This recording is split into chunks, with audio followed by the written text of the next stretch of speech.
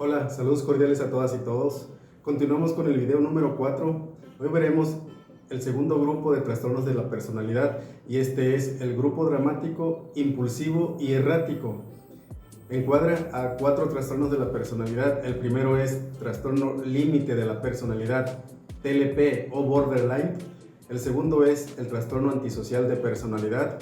El tercero es trastorno histriónico de personalidad. Y el 4 es el trastorno narcisista de personalidad. Vamos a iniciar con el trastorno límite de la personalidad. O trastorno de la personalidad por inestabilidad emocional.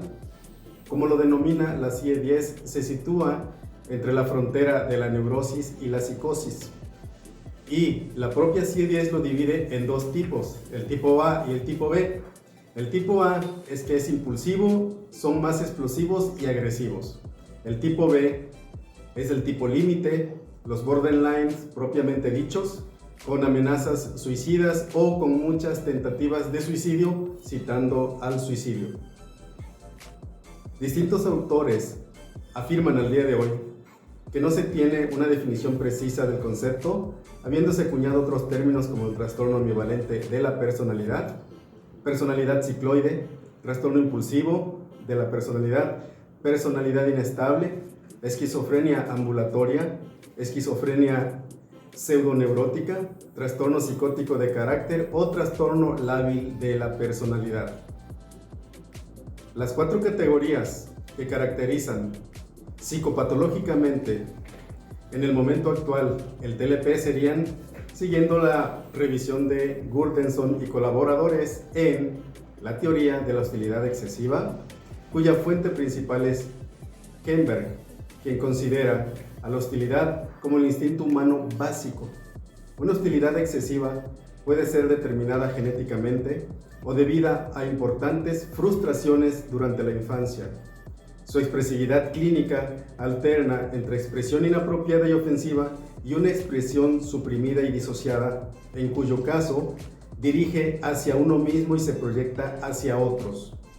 Otto Kemberg describió la organización límite de la personalidad caracterizada por carencia de sentido de identidad, debilidad del yo, ausencia de integración del superyo, uso de mecanismos de defensa primitivos como escisión e identificación proyectiva, la teoría de la disregulación emocional, cuya fuente principal es Linehan, identifica en el paciente TLP un déficit en la capacidad para regular las emociones. Se piensa que esta deficiencia es una disposición neurobiológica que es evidente en emociones excesivamente intensas y prolongadas. Este déficit se manifiesta cuando las experiencias de la infancia del niño pre-TLP no son validadas. Las emociones desreguladas desencadenan los problemas de comportamiento e interpersonales del paciente TLP. La teoría de la mentalización fallida, cuya fuente principal son Fonagy, Luyten y Bateman, se refiere a una incapacidad para identificar estados mentales, por ejemplo, actitudes o sentimientos en uno mismo, similar a la atención plena o introspección. En otros, similar a la empatía, y reconocer cómo estos estados mentales se influencian entre sí. Este fallo en la mentalización comienza en el desarrollo temprano debido a las fallas o mermas de los padres para ayudar a los niños a identificar con precisión verbalmente sus sentidos o aquellos que son evocados. La teoría de la hipersensibilidad interpersonal, cuya fuente principal es el propio Gunderson, expone que la hipersensibilidad y la reactividad excesiva a las señales interpersonales son una predisposición genética. El niño pre-TLP reacciona ante moderados estresores y desilusiones ante mucho estrés. La persona con TLP reacciona ante los fallos percibidos de apoyo de los demás sintiéndose que esto es cruelmente injusto o que es intrínsecamente malo. Estar solo es intolerable, desencadenando experiencias disociativas o paranoicas o actos desesperadamente impulsivos que obligan a otros a involucrarse. Ahora vamos a ver los puntos claves del grupo B, de este grupo de trastornos. Vamos a ver los puntos claves del límite, antisocial, histriónico y narcisista. El primero es el límite. Su rango fundamental es una inestabilidad e impulsividad intensa. Su asociación familiar es en familiares de primer grado, con trastorno límite, trastornos depresivos o trastornos de abuso de sustancias. La prevalencia es del 1 al 2%, el sexo es en mujeres, la población de riesgo no tiene una población específica, o sea, que nos puede dar a todos, desarrollarse en todos, y su mecanismo de defensa es identificación proyectiva. El siguiente trastorno es el antisocial. Su rango fundamental es violación de los derechos de los demás. La asociación familiar es entre familiares de primer grado, ahí pueden haber más de 5 familiares diagnosticados. La prevalencia es en hombres con un 3% y en mujeres en 1%. En la población carcelaria hasta un 75%. El sexo es en varones, la población de riesgo en familias numerosas o áreas urbanas reprimidas. No tiene como tal mecanismo de defensa. El siguiente es el trastorno histriónico. Su rango fundamental es excesiva emotividad y búsqueda de atención. Su asociación familiar es en trastornos somatizados, distimia o abuso de sustancias. La prevalencia es en la población en general del 1 al 3% y en la población psiquiátrica del 10 al 15%. El sexo es más en mujeres, la población en riesgo son traumas de origen sexual, sobreprotección y privación afectiva. Su mecanismo de defensa es represión y disociación. El último es el trastorno narcisista.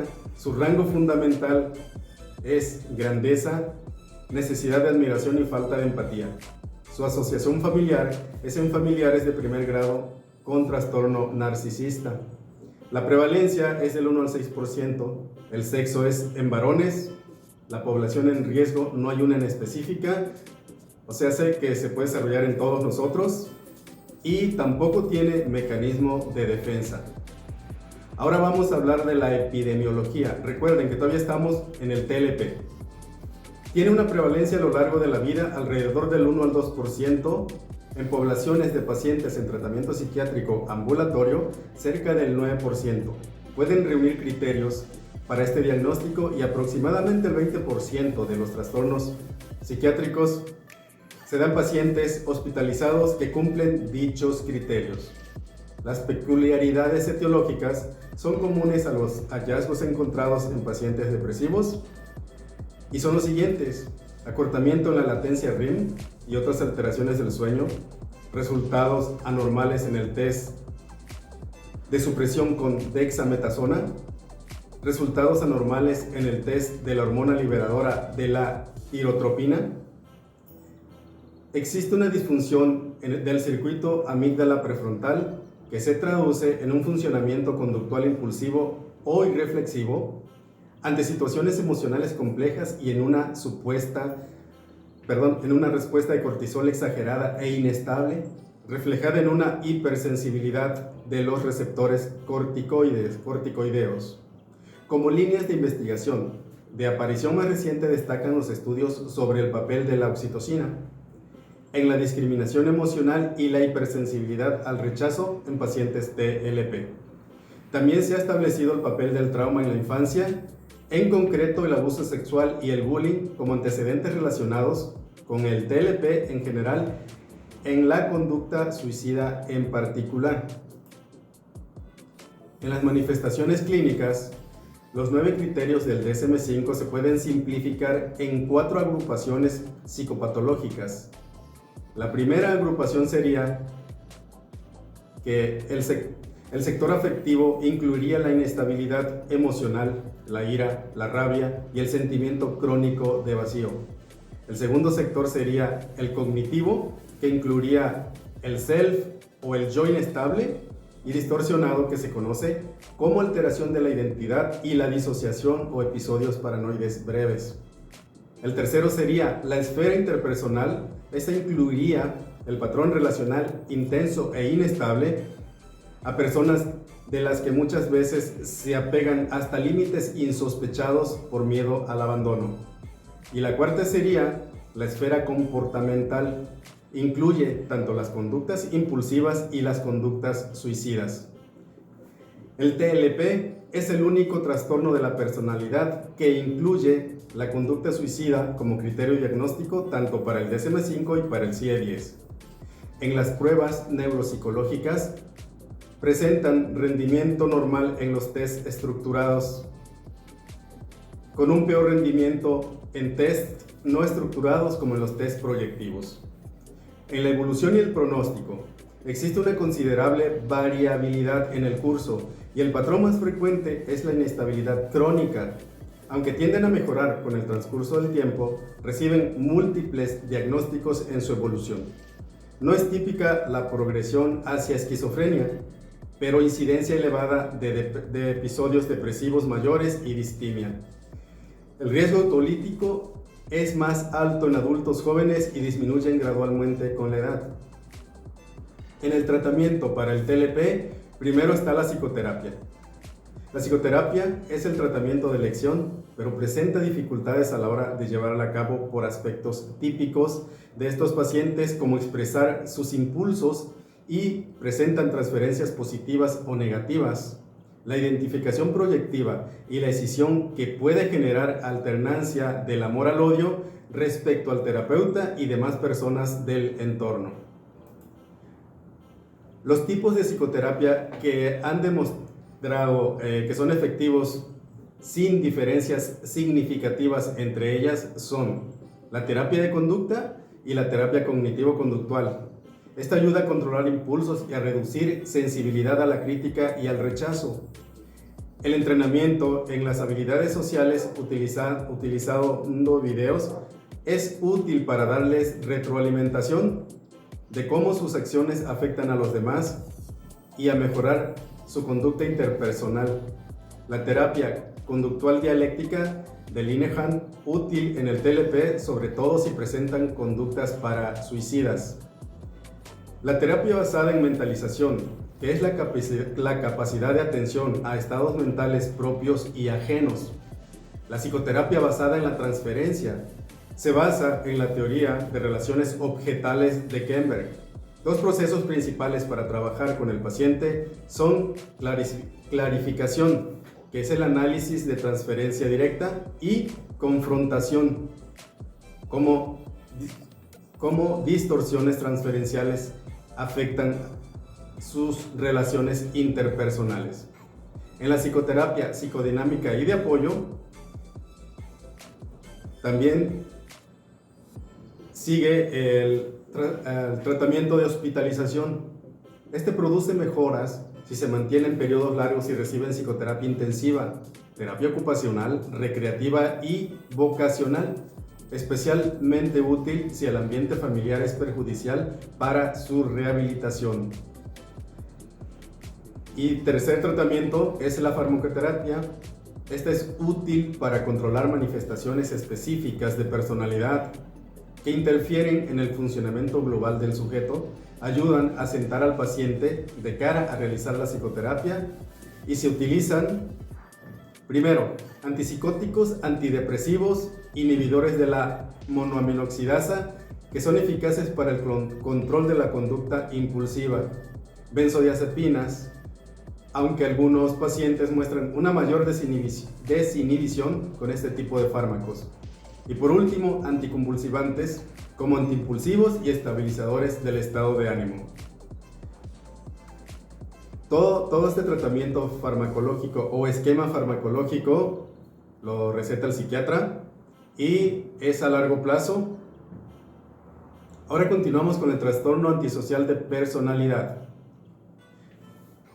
Se caracterizan por una incapacidad notable para adaptarse a las reglas sociales que rigen numerosos aspectos de la conducta, No es un sinónimo de criminalidad, aunque sean típicos los continuos actos criminales o antisociales. En la CIE-10 se denomina trastorno disocial de la personalidad. Su epidemiología. Se estima una prevalencia del 3% en hombres y del 1% en mujeres.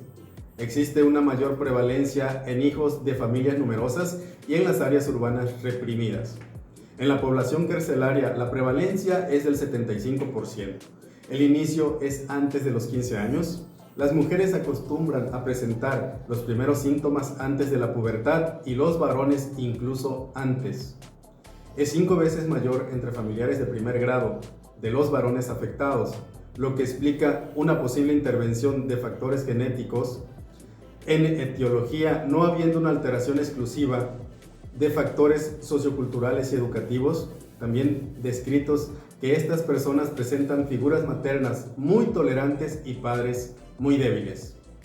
En las manifestaciones clínicas pueden poseer aspectos seductores o pintorescos con los clínicos de sexo contrario.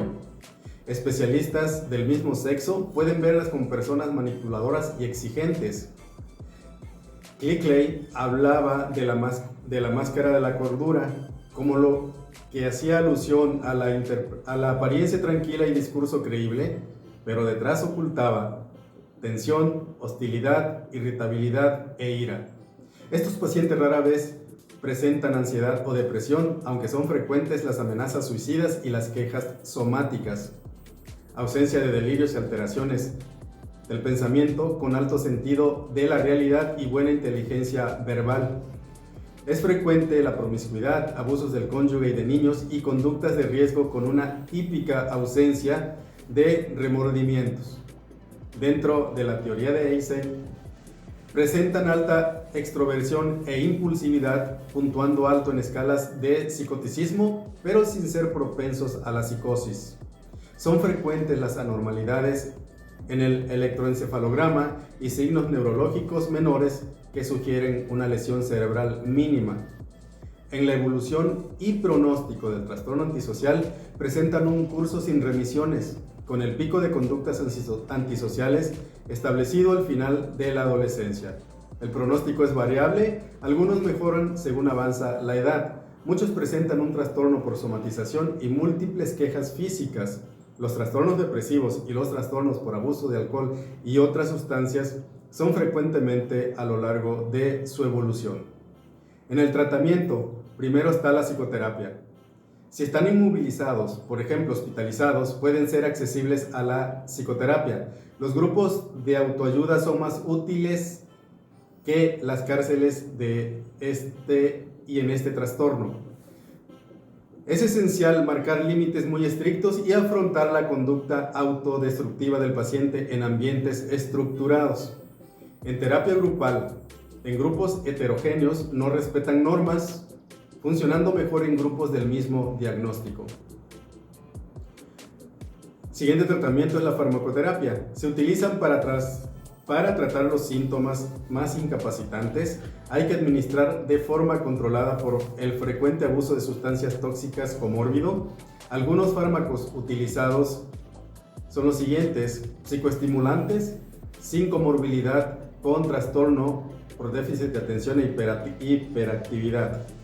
Anticomiciales para el control de la conducta impulsiva, en especial si se observan anormalidades en el EEG.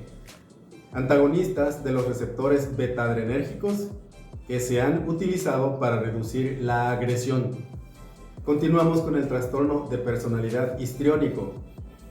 En la epidemiología, la prevalencia en población en general es del 1 al 3%, llegando al 10 al 15% en población psiquiátrica.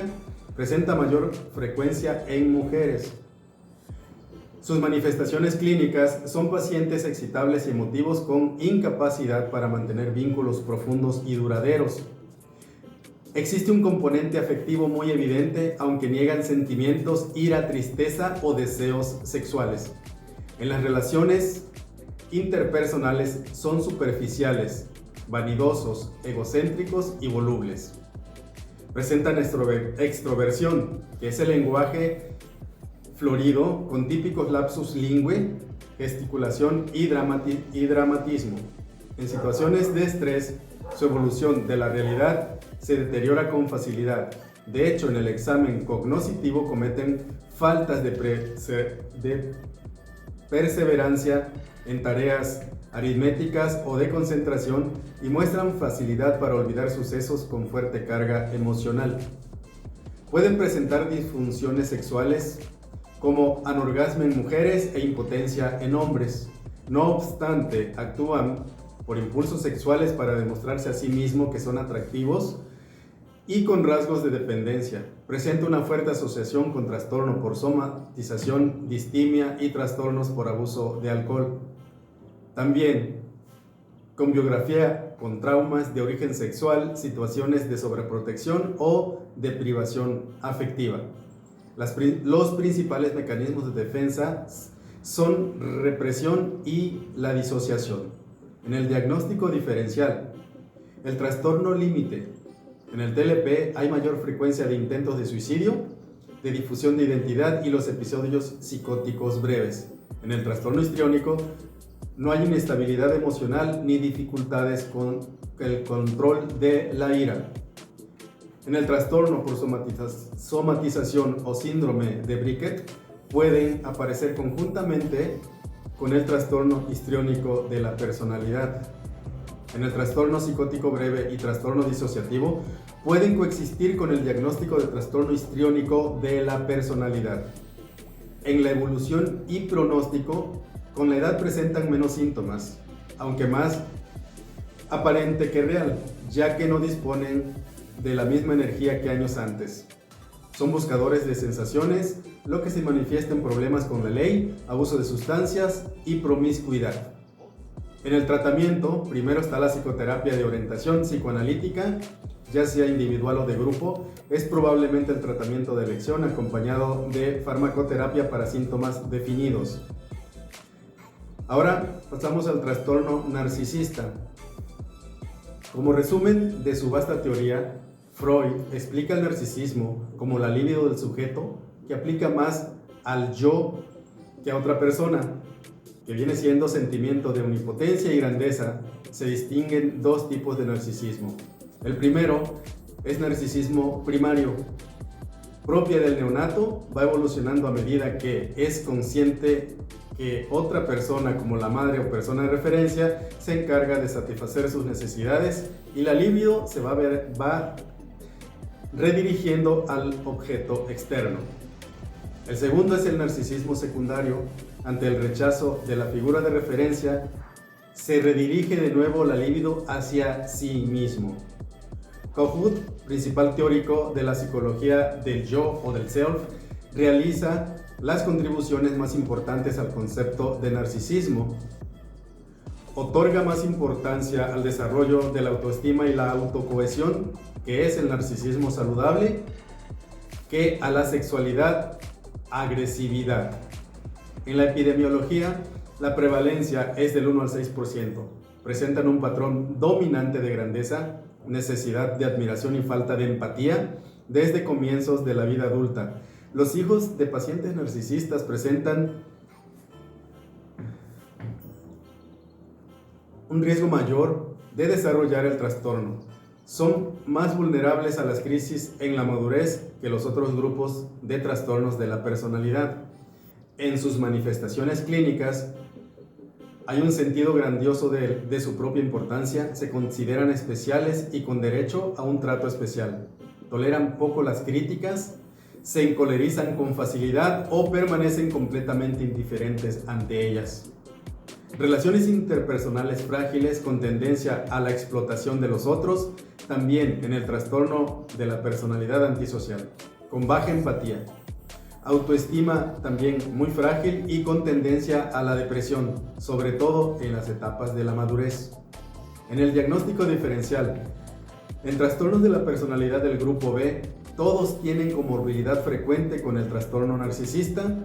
Esto dificulta el diagnóstico diferencial. En el trastorno límite, el trastorno narcisista de ansiedad es menor.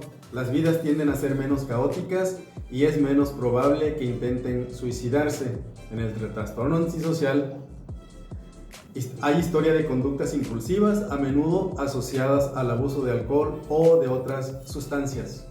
En el trastorno de la personalidad histriónica se caracterizan por su exhibicionismo y su manipulación interpersonal, rasgos similares a los que presentan los pacientes narcisistas. En el episodio hipomaníaco tienen en común sentimientos de grandeza y fantasías de éxito. En la evolución y el pronóstico, este es crónico y es difícil de tratar. Ahora, en el tratamiento, primero está la psicoterapia. Esta resulta difícil ya que suele optar por terapias psicoanalíticas y terapia de grupo. Esta última favorece el desarrollo de empatía y se utiliza tratamiento farmacológico para síntomas acentuados. Es todo por el video del día de hoy. Recuerden, hoy vimos los trastornos de la personalidad del grupo dramático, impulsivo y errático. Si les gusta la información, por favor denle like y compartan para que más personas vean el video. También suscríbanse al canal de YouTube, estoy como Pedro Méndez.